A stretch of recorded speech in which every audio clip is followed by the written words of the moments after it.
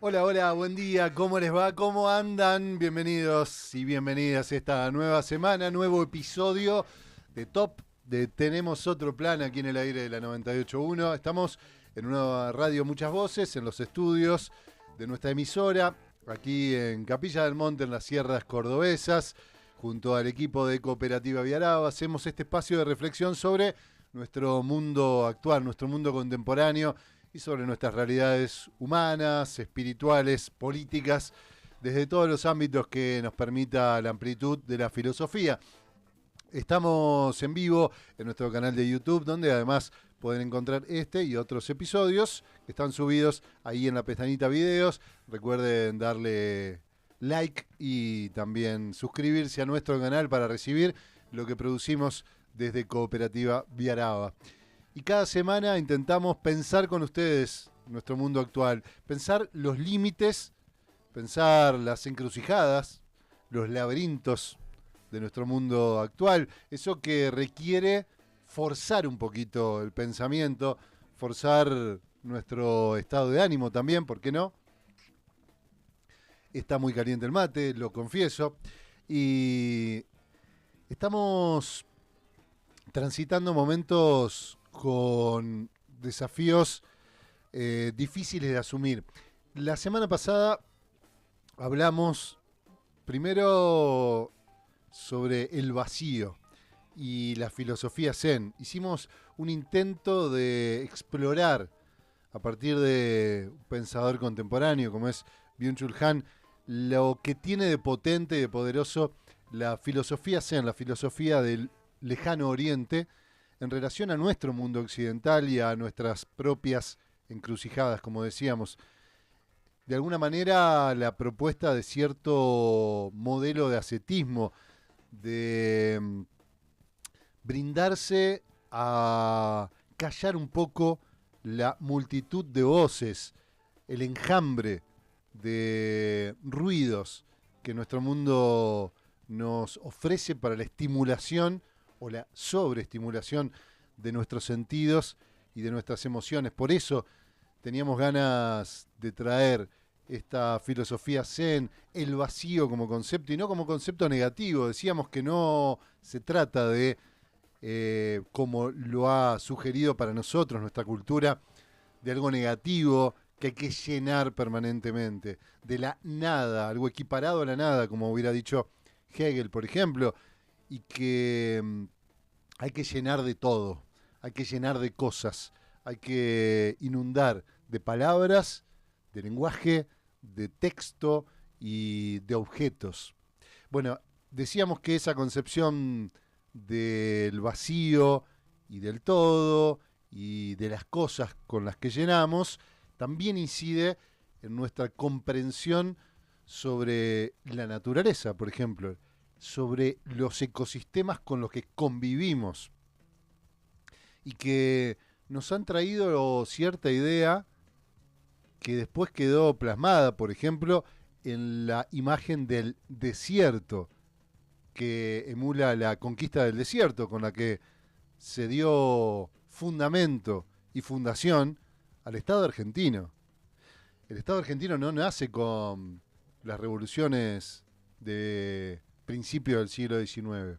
El Estado argentino, fallido hasta ese momento, es decir, en una construcción que tenía múltiples posibilidades abiertas, se clausura como Estado argentino, como Estado-nación, a partir de la conquista del desierto, a partir de 1880 y de esa generación que entiende que todo aquello que no es productivo, que no contiene un sentido en términos del capitalismo mundial integrado que se expandía en aquel momento, pero que tiene una base antropológica, ¿no? Estamos hablando de que no es solo un sistema económico, es un sistema que le da sentido a nuestra existencia.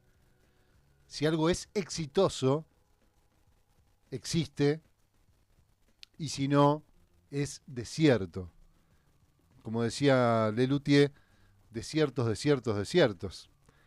De allí provenían nuestros pueblos masacrados en aquel momento. Bueno, esa idea del desierto hoy se emula también, y por eso lo trajimos la semana pasada, o teníamos ganas de explorar un poco más los fundamentos de las catástrofes actuales, por ejemplo, nuestros incendios, que han devastado 70.000 hectáreas de monte nativo solo en esta semana que nos atravesó por nuestro pequeño rinconcito de esta cuenca hídrica del río Dolores San Marcos, pero que hace años que viene azotando no solo a nuestras sierras cordobesas, sino también a Brasil, a Ecuador, a Bolivia, a Paraguay y a otras zonas al sur argentino, lugares donde no, hasta el momento, la producción del lucro se equiparaba o estaba en disputa con la convivencia humana, con la posibilidad de construir comunidades y que esas comunidades contengan un cierto grado de bienestar y que el bienestar hoy ya no es un valor, sino el éxito y el lucro. Por eso decíamos que también esta idea de el monte como combustible está arraigada y ahí es donde queremos nosotros intentar incidir, dar debates un poco más hondos, porque no se trata de quién es bueno, quién es malo. Hay unos que quieren matar, que quieren incendiar, otros que intentan defenderse como pueden. Bueno, tenemos que exponer qué bases de el sentido humano están debajo para que pongamos en disputa, para que pongamos cuáles pueden ser, en todo caso, alternativas viables. Bueno, en resumen, hoy tenía ganas de hablarles de la esperanza, porque hablamos después en ese programa en el último episodio, que lo pueden ver también por allí en nuestro canal, con Ezequiel Gato sobre las futuridades posibles, cómo salimos de este momento en el cual parece que el futuro solamente es apocalíptico, es desastroso, es aniquilación, pánico, muerte, destrucción, y que no nos permite construir otra imagen, otra idea. Y ahí se basa la esperanza. Y encontré otro libro que por lo menos le voy a comentar por arriba, porque estoy metiéndome también en sus conceptos, es muy reciente, es de este año, el último libro de este surcoreano que traía la semana pasada, y con esto vamos dándole un cierre a esa proyección, que se trata de El espíritu de la esperanza, de Byung-Chul Han. Y bueno, aborda allí la esperanza, el sufrimiento, la política, la religión, entre otros temas. La base es que le han dicho muchas veces, le han adjudicado a este autor una especie de desilusión, de desesperanza congénita, de abismo, de negatividad sobre el mundo. Y que entonces, al describir el mundo contemporáneo en todas sus calamidades, sus impotencias, bueno, no ofrecía respuestas, salidas. De hecho, fue uno de aquellos que incluso durante la pandemia ofreció una mirada muy negativa sobre lo que el miedo produce. Él decía, el miedo nunca produce revoluciones. El miedo retrasa, el miedo retrae, el miedo te vuelve impotente. Bueno, ya lo vamos a ver cómo se diferencia de la esperanza. Pero además porque, bueno, no se dedicaba a ofrecer las alternativas, sino precisamente a abrir la imaginación, a intentar construir esa imaginación, pero sí mostrar que un mundo de extremo control, un mundo regido por la psicopolítica, por la sociedad del rendimiento, del cansancio, un control digital absoluto y además un paradigma, un parámetro en términos del éxito individual, era imposible que se produzca una revolución. Bueno, en este último libro hace una revisión, no porque contradiga sus ideas, sino porque en esa desesperación anida la esperanza, dice Byung-Chul Han. Vamos a ver un poquito. Decíamos que en esta sociedad contemporánea, en la era neoliberal, se ha vaciado la esperanza de esa esencia transformadora que tenía. Alguna vez se dijo, y muchas veces, muchos autores decían, la esperanza inmoviliza porque no lleva a la acción. La esperanza es como esperar algo que suceda. Bueno, desde ya, si vale la pena, despejemos esa idea, porque las palabras en sí son un poco tramposas y tal vez la esperanza contiene a la idea de la espera, pero sin embargo es un estado de ánimo potente que produce acción. Ya vamos a ver por qué. Pero que en nuestro mundo, en nuestra sociedad neoliberal, se vació la esperanza, decíamos, de esa esencia transformadora y se transformó en un recurso motivacional, ¿no? Tener esperanza. Es una motivación para la sociedad del rendimiento, donde la esperanza se convierte en una fuerza que fomenta el conformismo y la autoexplotación. Se ha transformado a través de la psicología positiva, en la que hemos hablado numerosas veces acá, y es tal vez donde más tenemos que revisar nuestras estructuras, nuestro pensamiento, porque parece que es un lugar cómodo, un lugar amable, un lugar desde el que no vamos a ser mal vistos, si hablamos desde el optimismo. Bueno, la esperanza, les adelanto, es lo contrario al optimismo. Es lo contrario a la positividad, a la visión positiva de la vida, que es la que nos ofrecen como recurso para ser exitoso en un mundo competitivo, desigual, donde el rendimiento y el cansancio se transforma en un círculo vicioso, donde para rendir más tenemos que ser positivos y olvidar, rechazar, ocultar, eclipsar, sepultar la negatividad para ser exitosos, pero siendo exitosos, la exigencia de rendimiento y el agotamiento, el cansancio, se transforman todavía en un estímulo a ese malestar, a esos estados psíquicos tan adversos que estamos viviendo, tan desequilibrados, y entonces el círculo vicioso se retroalimenta. ¿Cómo hacemos para salir de ese círculo vicioso? Bueno, precisamente, la esperanza en un mundo distinto, en transformar esta realidad, no en ser la mejor pieza que funciona en esta realidad. Vuelvo a aquella frase que me quedó tan marcada, que en el 2015, en la elección de 2015, un ex candidato local me decía que había que adaptarse, que ya habíamos probado con rebelarnos al sistema y que tal vez había que probar ahora con ser obedientes. Y que eso estaba en la raíz de la elección 2015, pero también de la elección 2023. Che, basta. Nos cansamos de intentar rebelarnos con el discurso, con ciertos horizontes que se ofrecían, pero que en la práctica lo único que hacían era hundirnos más. Entonces, probemos con ser exitosos en los parámetros del mundo actual. Bueno, algo absolutamente ficticio, porque exitosos son aquellos países precisamente que están conduciendo, y ya ni siquiera países, aquellas grandes multinacionales que dirigen este mundo actual.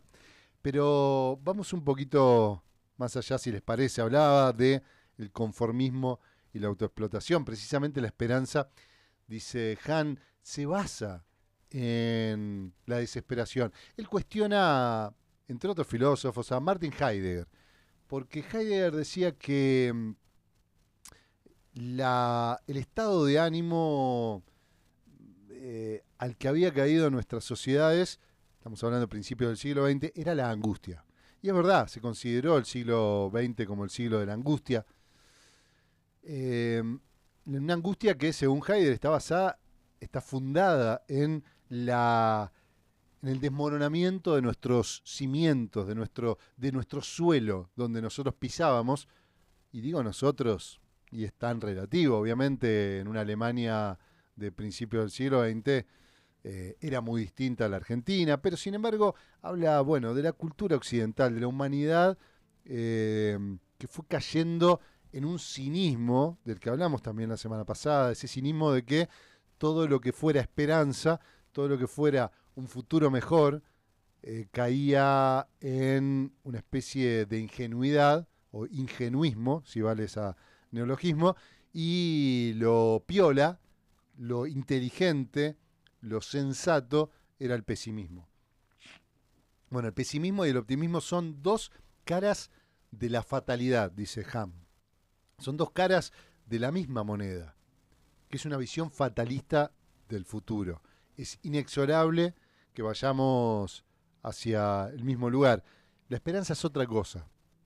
La esperanza se basa precisamente en la desesperación. Nace allí, anida, es la tierra fértil de la semilla de la esperanza, la tierra yerma de la desesperación, o presuntamente infértil de la desesperación. Pero allí, en la no negación de nuestras miserias, en la afirmación de esa negatividad de lo mal que vivimos, de lo mal distribuido que está todo, de lo mal equilibrada que está la vida humana con el resto de la naturaleza, pensando en una proyección de un futuro ecológico más equilibrado, más armónico.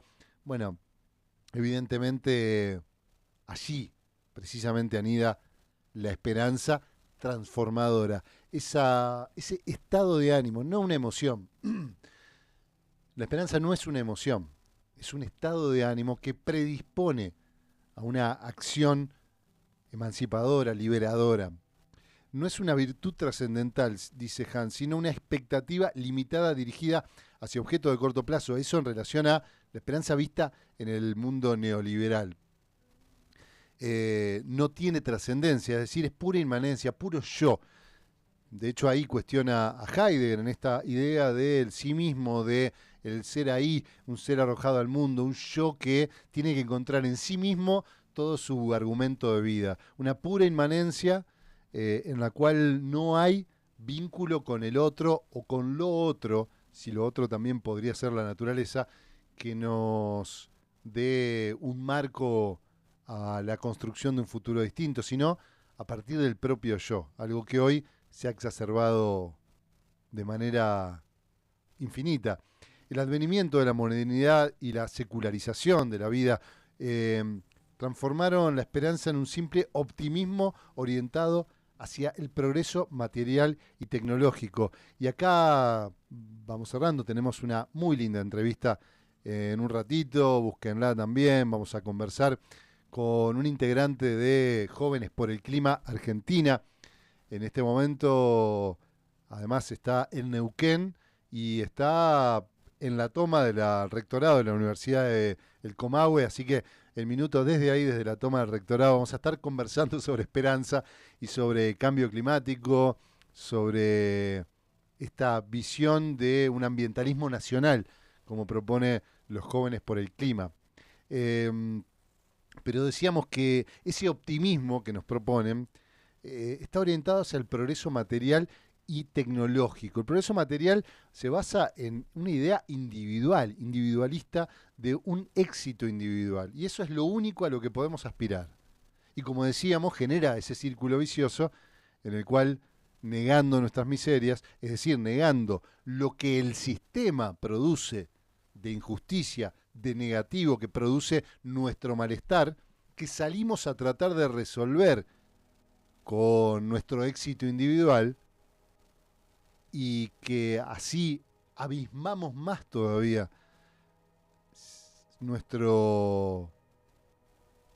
el cementerio de nuestro bienestar, ¿no? Porque entramos ya en esa lógica donde el progreso material e individual no nos permite el reencuentro con el otro. Y el progreso tecnológico es uno de los grandes peligros, ese optimismo en que la tecnología va a resolver nuestros problemas más importantes, más desafiantes, esos que ya no sabemos cómo encarar. La paz en el mundo, el cambio climático,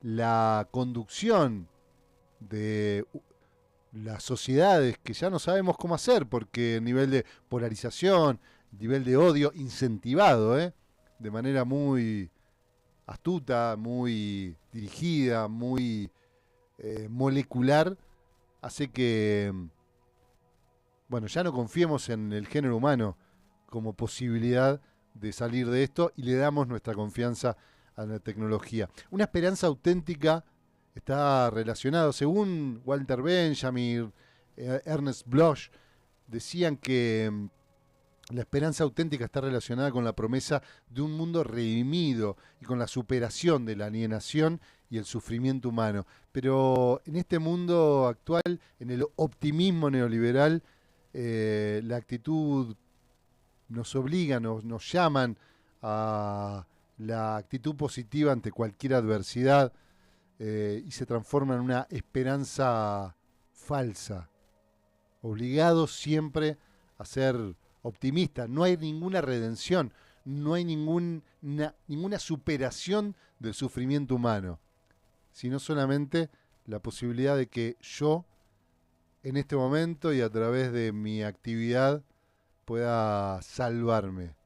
Una salvación coyuntural, absolutamente frágil, fragmentaria y que nos envuelve nuevamente en esa rueda. Una lógica de autoexplotación en la que el fracaso es individualizado y las personas nos volvemos responsables de nuestro propio éxito o fracaso. Entonces, la esperanza no es sino una exigencia constante de mejorar, de ser más eficientes y de adaptarse al sistema. Dice Han, el optimismo neoliberal es una trampa que despolitiza la esperanza, convirtiéndola en una herramienta de autogestión y autoexplotación. Bueno, pero hay otra esperanza. La esperanza como resistencia, como descubrimiento de un poder transformador que propone una vía para recuperar esa esperanza auténtica relacionada con el sufrimiento y la resistencia, ¿no? Basada precisamente en el reconocimiento de aquello que no es tolerable, que ya no queremos tolerar, no que queremos superar a través de un acto individual, que va a mantener esa relación y ese marco de sufrimiento. Surge de una negación del presente, de un deseo de transformar las condiciones actuales y de un rechazo al conformismo. Algo de esto decía el Indio Solari el domingo en la entrevista con Pedro Rosenblatt. Imaginamos que la juventud, una juventud que hoy precisamente y que en minutos vamos a estar conversando con ellos, está desafiando el conformismo, porque no hay otra forma de construir una resistencia y de construir la esperanza que rechazando el conformismo, es decir, que alimente de la negativa, de un no, no del sí, del optimismo y de la psicología positiva, sino a partir de decir no, no a esto. Y de ahí nace la esperanza, que no esté basada en el progreso lineal o en promesas vacías de éxito individual. Una fuerza que trasciende el presente, que abre un espacio para lo radicalmente nuevo. Porque la esperanza, y cerramos con esto, la esperanza no se basa en la certeza del éxito. La esperanza que albergamos muchos de nosotros en un futuro distinto no está basada en que tenemos pruebas del éxito de ese horizonte, de ese objetivo, sino en que es bueno vivir así.